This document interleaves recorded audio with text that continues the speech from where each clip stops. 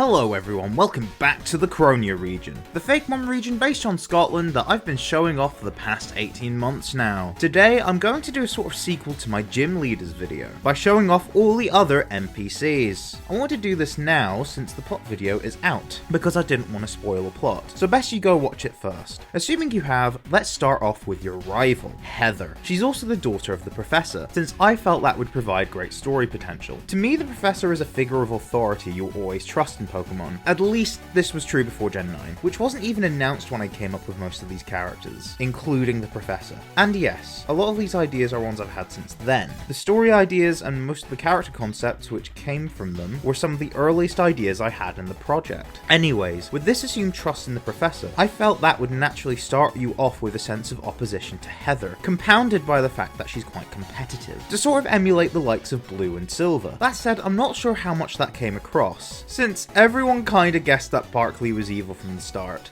Sylvie. Speaking of, she's not white or male. This was more a decision not made out of any diversity related reasons, but out of variety. Prior to Generation 9, since that's what's relevant for my decision making, if we ignore all the rivals that are just the gender option you didn't pick, the only female rivals we had were Bianca, Shauna, and I guess Mhairi? I don't think I'd count Lily, although she's still important to the plot, but even if I did include her, girls are in the vast minority, compared to boys, as rivals go. So I felt like having a female rival was important, which also felt impactful because I was only planning the one rival, and all the female rivals I mentioned at least share the spotlight or are overshadowed by either a male rival or the alternative gender rival, which could be male. I also felt that all of the more competitive rivals, while having very distinctive designs, felt like they could have someone that looked quite different in their lineup, since they're all pale boys. Yes, we have Nimona now, but remember, I came up with Heather before Nimona came out. Speaking of, when Nimona's design was revealed, I immediately got anxious due to the fact that what I had planned for Heather was going to draw comparisons. Not just due to being a girl who isn't as pale as the other rivals, but the alternate colour streak in her hair. I stuck to my guns, however, since we can have multiple characters like this. Also, the reasons I stated still apply, but I've not mentioned why her hair has an alternate colour. The colour itself is just complementary to her outfit, which I'll get to. As for why she has a streak at all, it's because I wanted to play into the rebellious teen trope, which I don't see as a problem since it does tie in with her character, which is fully explored and doesn't feel like she's just rebellious, because as we found out, she was right to feel the way she does about her dad. As you can see from her hair, her clothes, and her personality, I did kind of have a punk theme going through my head with Heather's design, which makes sense considering she's a protagonist in an anti-establishment storyline, with her dyed hair, purple leather jacket, and spiky boots adding to the aesthetic. As for her choice of shirt, no, she's not part of Team Yell. No, she doesn't come from Spikemouth. No, she's not related to Marnie and Piers. She's just a fan of Piers' music. Are you seriously telling me you've never heard of a teenager wearing merch of their favourite bands and singers before? For her team, due to the kind of rival I wanted her to be, I did decide to have Heather pick the starter strong against yours, like most rivals in the first 6 generations did. She doesn't have any psychic types, since her dad is a psychic specialist. Originally, I wanted her to have a bug, a dark, and a ghost type to really sell this further, but the only ghost type I felt worked without any overlap with Anastasia, or any other type specialist using a ghost type mon, was Croneo Charizard. But if I had to give her a fairy type, Miriam's protest form made more sense, due to the theme of her character and her role in the story. So I had to scrap her having a ghost member, but I'm sure her team would have plenty of ghost moves. I also struggled with the dark type, for similar reasons, but I felt like it would work to give her an Eviolite Absol, since Absol can now evolve into Heracite, which gains the psychic type, which Heather wouldn't want, due to it being her dad's ace, as well as being psychic type generally. So she's making use of the fact that Absol is a dark type that isn't fully evolved. Her Croneo Snorlax is there because it's a bug type, and I thought that it would work on a rival team. Scrapoon works due to the kinship alternative people have with raccoons, as well as the fact that it is a steel type, as steel is the only type that resists psychic other than psychic itself. As for Draconion, I felt like putting Draconion on somebody's team, and since evolutions don't go to villains, she was really the only trainer who could get one. Also, I sensed that if Croneo were an anime, the trademark Eevee story arc, like with May, Serena, etc., would surround Heather's Eevee, since I'd assumed Douglas's would already be a Petion at this stage. Finally, her name. Pokemon have a tendency to name characters after plants, and flowers in particular. Think iris, peony, poppy, cress, etc. There's a long history of that. Considering she's the daughter of a professor who are usually named after trees, which Barclay is too, it made sense that someone named after a big plant would have a daughter named after a small one. Heather is a kind of flower, and probably the most iconic kind in Scotland outside the thistle. Heather is also a girl's name in Scotland, so I felt that worked. They also tend to be pinkish, purpley lavender, which fits Heather's colour scheme. If you're enjoying this video so far, consider giving it a like, and why not subscribe? I want to at least double my subscriber count as my end of year goal. My resolution, if you will. Also, make sure to check out my Instagram in the description, and maybe join the Discord server as well, if you want to talk with other fans of Croneo, or even participate in my ongoing contest. Optionally, if you can and want to financially support what I do, check out my Patreon or become a YouTube member today. Back to the video. Let's talk about your two other friends, or rather just one of them, since Brooke I already talked about in the gym leader video. So, what about Douglas? Well, he plays into the socialist themes of Croneo's plot. He wants to become a gym leader because he's a very talented battler and passionate about ground types, but he can't. If you didn't understand why they weren't letting him in to become a gym leader, especially if Brooke got fired, considering that created a vacancy, this is meant to be a take on class warfare. The Elite Four are in charge of the League, and meant to be the upper class, elites if you will. Most of the gym leaders are wealthy enough to live comfortably and kinda get what they want from time to time. Not exactly lavish in riches, except for maybe Sonny, considering he's related to one of the Elite Four. So the higher working class and middle class essentially. Douglas is meant to be a guy who's a bit lower down the ladder. As a result, he doesn't have the money to splash on anything fancier than what he wears, and the Elite Four think that would tarnish their reputation. As for what he is wearing, he has shoes and he doesn't know how to tie them, which was a funny quirk the artist wanted to add. It could be comic relief. You could also read into it as him not being able to afford any alternative kind of shoes. As for the rest of his clothes, the trousers are brown since he's a ground specialist, and his hoodie is a tie-dye hoodie which references Cronian Luxray, his ace. His hair being a bit shaggy is also a reference to the wispy fur on Cronian Luxray. Now, why is it Douglas's ace? Well, in universe it is ghost type due to similar reasons as Hisui and Zorua, that being humanity treating it horribly and disenfranchising it, just how Douglas feels. I also made it a ground type to fit Douglas. By the way, if you want to find out more about the real-world inspirations that went into the Cronian Shinx line, as well as other Canadian mon I decided to add due to some connections that Canada and Scotland have, check out that video. But anyways, his team, which you battle in the post-game, is just all of the fully evolved ground types in Croneo, and an Ursaluna, since not only can you get the Peat block in Croneo, but it's even stronger than it was in Hisui, granting Eevee a new ground type evolution in Petion.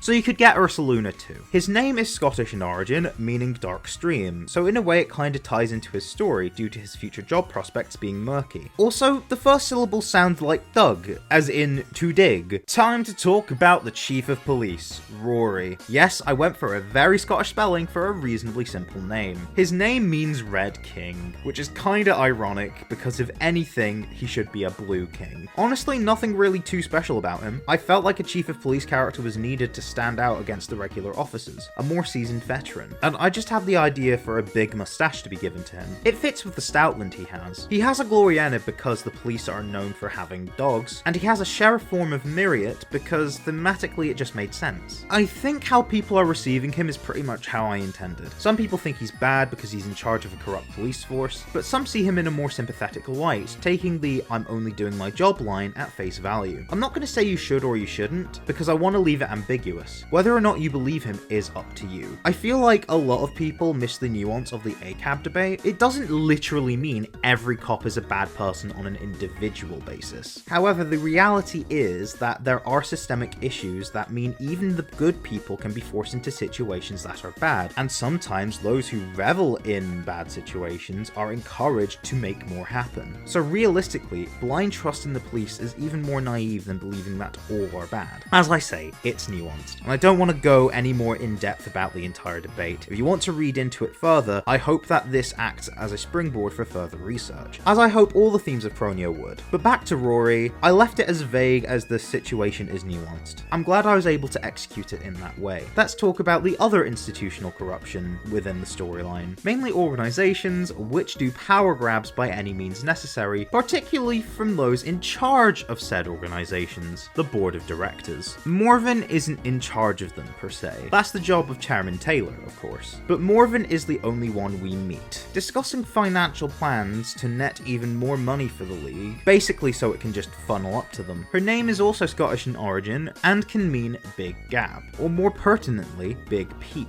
which makes sense due to how she wants to reach bigger peaks time after time financially. She uses the Croneo and Cherubi line due to Holly being tired of Christmas, which has been commercialised beyond belief. She uses the Croneo and Roselia line, as I based it on thistles, a national symbol of Scotland, and she is one of those patriots who doesn't actually care about their country, but would do any awful deed in its name. Well, I guess here it's region and not country. And Gimme Ghoul because she loves money. Goldengo would have been a bit tough to fight before your 7th gym badge. Admittedly, when it comes to evil teams, I wasn't sure what to do. Usually they're tied with the plot, either being themed around the world-destroying legendaries, nothing really to do with the wider plot, or is just the entire plot with Team Plasma. Since I knew I wanted the League to be the main villains, it was hard to slot in an evil team. However, I had the idea that one of the Elite Four could be the de facto evil team leader, and realistically the team could be used as lackeys to both be a private army and another avenue to fund their ventures, since the elites are all about money, so having something like Team Rocket was a must for me. I admit, I'm not the first person to conceptualize the idea of a shiny Pokemon trafficking ring. I made sure to go out of my way not to check out any of the others once I had the idea, since I wanted any subconscious overlap to be at a bare minimum. Their leader, Alexie, was actually designed first. His colour scheme kinda trickled down to the Grunts and admins. In terms of the Grunt design, the idea the artist and I had was to make them clubbers. I also wanted to make the femme one more of a tomboy, and the mask one have a midriff, since I felt it fit. Now, a few people have called them furries. While that is not the intent behind their headwear, think what you want. I was just inspired by those frog cats, and I thought it would be cute for the femme grunt to have a Jigglypuff themed one, and have her hair twirl out to imitate it. The mask grunt then got a Riolu to match. Moving on to the first admin you face, Stuart. He's designed to be the most pathetic human being you've ever met. Why is he so pathetic? Because I felt that it would be funny. His design was so pathetic he almost looked like a child. To make it a bit less ambiguous, he has a tattoo of his ace, Princess. It's his ace because it's a poison type, and evil team members usually use poison types. Dark types as well, but shh. His pathetic nature also came as a result of being the antithesis of the other admin. Mhairi's name is also spelt in its traditional Scottish way. The H is silent, although it doesn't actually come from Scotland. Mhairi derives from Mhairi, which comes from Hebrew. I did reach out to some people who knew Hebrew to see if they knew about the name's origin, as well as consult online sources, but I didn't get a conclusive enough answer as to what it means. I went with the name anyway because she looks like a Mhairi. She is a buff lady, because I think Team Sparkle would have a muscle admin. Sort of like how Matt from Team Aqua was very muscular. Most muscular characters in Pokemon are men, so I felt like Team Sparkles should be female. Let's move on to the Elite Four. I felt like making them villains was a good way to make the theme of systemic corruption of the elites a core part of the story. They also have other important positions of power in the region, essentially monopolizing the hold they have over people. As a result, their designs reflect what their other jobs are, but I wanted to sneak their type in with their color schemes, mostly using the Galar gym uniforms for each of them, like I did with Croneo's gym leaders. Their types were especially chosen. Fairy is the strongest type, and Steel is the strongest defensive type. Dragon was considered OP in Gen 5, and Psychic is infamous for being OP in Gen 1. Also, in the order I showed their battles in the video, their initials go S, T, A, and B, which is the abbreviation of the same type attack bonus modifier to when a Pokemon uses a move of the same type. All of this was done to emphasize their theme of power. I'm sure everyone could tell that Stirling was a pastiche of Margaret Thatcher, former Prime Minister of the UK and former leader of the Conservative Party. She was infamous for her policies which unfairly taxed people, put people out of work, killed innocents and those who retreated from combat, and other policies which set up modern conservatism by cracking down on LGBT+ youth and privatising everything, causing things to be more expensive and less regulated in the long run. So as you can tell, she made the perfect template for a villain in this kind of story, hence why she's the governess of the region. Making Stirling the Steel-type specialist was also a no-brainer, because Thatcher was commonly referred to as the Iron Lady. Stirling is also a kind of metal, and a place in Scotland, hence the character's name. Chairman Taylor is, well, the chairman of the league, since I had a feeling that bringing back this kind of structure led to storytelling potential. Naturally, I wanted Taylor to be quite different from Rose, which is quite easy to do with Dragon's colours essentially being vastly different to a grey suit with a red tie. Not only that, Taylor is wearing a formal Highland dress, complete with brogues, which are the shoes, high socks, a kilt and sporran, belt buckle, a spiked jacket, a tartan tie, and a full plaid, the cloth. Perhaps not all of the elements of Highland dress were adhered to, and the ones which were somewhat simplified due to the art style and colour choices, as well as altered to signify he's a dragon specialist. Taylor's name is a common surname, but can also be a first name, which, due to his formal appearance, fittingly comes from tailor, which is a person whose job it is to provide you with clothing. The word tailor also derives from the Latin word meaning to cut, which is an action that fits the dragon type. His skin and hair colour was made to match the normal gym leader, Sonny, since Taylor is his uncle. Now, they may not look too much alike, although they clearly look related. Taylor's skin colour is taken directly from Sonny's tan line, and his hair colour is a less saturated version of Sonny's, as he is a bit older. Speaking of blonde men,